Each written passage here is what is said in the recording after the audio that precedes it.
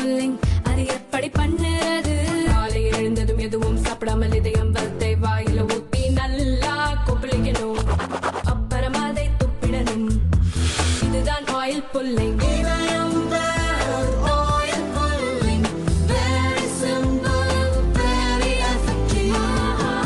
இன்று மத்திய அரசால் கொண்டு வரப்பட்டிருக்கின்ற வேளாண் பட்ஜெட்டை பொறுத்தவரை நிறைய எதிர்பார்ப்புகள் விவசாயிகள் மத்தியில் இருந்தாலும் கூட சில எதிர்பார்ப்புகளை அரசு நிறைவேற்றியிருக்கிறது.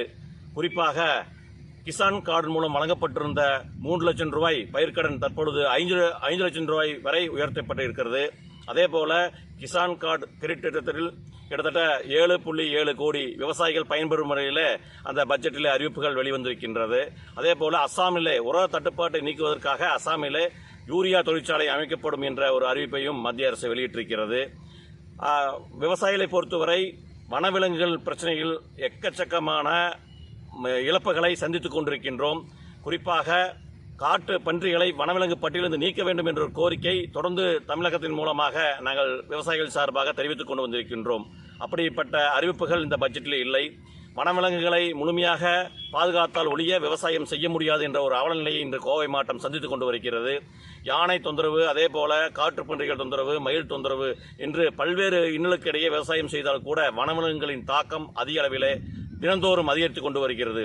இதுக்கு மத்திய அரசு ஒரு நல்ல சட்டத்திட்டத்தை நிறைவேற்றியிருந்தால் கண்டிப்பாக விவசாயத்தை முன்னேற்ற சூழ்நிலை ஏற்பட்டிருந்திருக்கும்.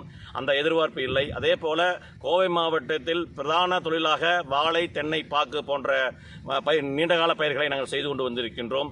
இந்த பயிர் வகைகளுக்கு கொள்முதல் மையங்கள் தமிழ்நாட்டில் அமைக்கப்படவில்லை என்ற ஒரு வருத்தம் எங்களுக்கு இருக்கிறது. அதேபோல தேசியமயமாக்கப்பட்ட வங்கிகளில் விவசாயிகள் பெறப்பட்ட கடன்கள் ஏதாவது பயிர்க்கடனையாவது ஒரு தள்ளுபடி என்ற ஒரு வார்த்தை இருக்கும் என்று எதிர்பார்த்தோம். ஆனால் எத்தனையோ பெரிய பெரிய முதலாளிகளுக்கெல்லாம் கார்ப்பரேட் கம்பெனிக்கெல்லாம் தள்ளுபடி செய்கின்ற மத்திய அரசு இந்த விவசாயிகளை எண்ணத்தை கொஞ்சம் சற்று ஊன்று பார்த்து அந்த தள்ளுபடி என்ற ஒரு வார்த்தையை விவசாயிகள் மத்தியிலே பண்ணியிருந்தால் மீண்டும் புதுப்பிப்பதற்கு ஒரு ஏதுவாக இருக்கும்.